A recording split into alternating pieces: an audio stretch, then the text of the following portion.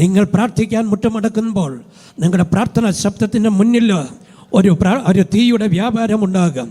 അതകത്ത് ചില കൂട്ടിക്കെട്ടുകൾ ഇട്ടിരിക്കുന്ന മനുഷ്യരുടെ കെട്ടുകൾ അഴിക്കാനായിട്ട് ഇടവരും.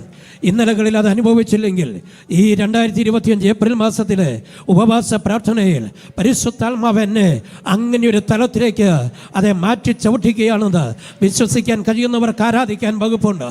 Hallelujah, hallelujah, hallelujah, hallelujah, hallelujah, hallelujah, hallelujah. അടുത്ത ലെവലിലേക്ക് 2024 പ്രാർത്ഥന ആർജവ ഊർജമല്ല, 2025